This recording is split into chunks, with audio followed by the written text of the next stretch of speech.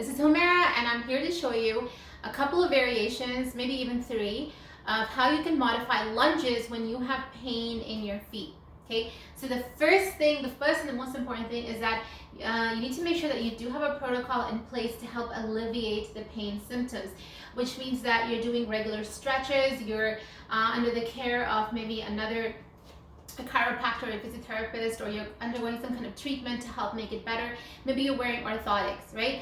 So you want to make sure that you're trying to improve the pain outside of your exercise times. Otherwise, not addressing that and just exercising all the time isn't going to help make the pain better. Okay, so with that said, let me start off with, I'm not going to explain in too much detail what a proper lunge looks like right now because we're doing modifications. You'll probably see that in another video. But the main thing I want to point out is that in a lunge position, we want to work our front leg.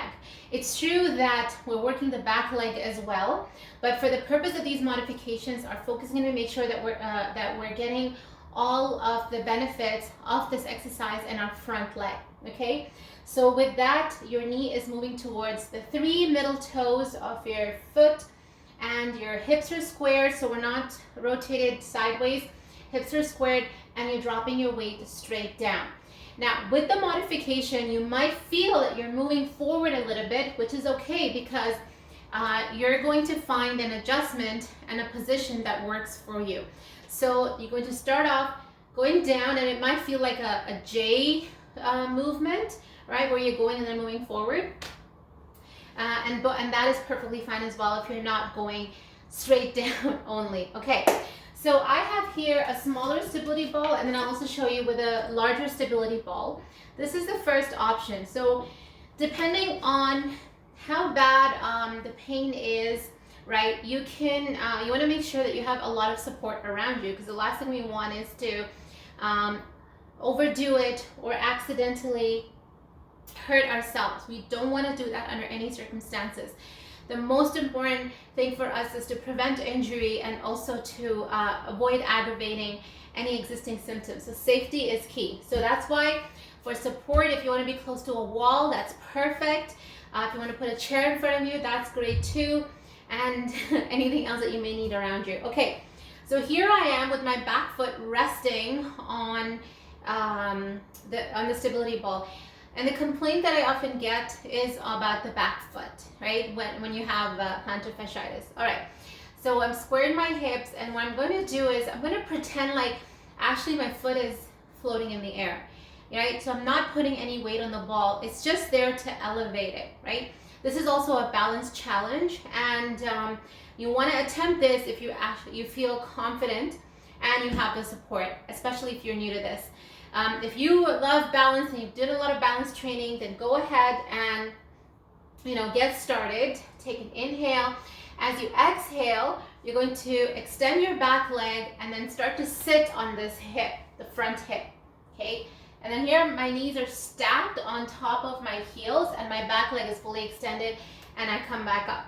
Again, use the support if you're feeling shaky or wobbly about this, and coming back up. So that's kind of really nice, and you can do a mix of the different modifications that I'm going to show you for walking lunges, for forward lunges, reverse lunges.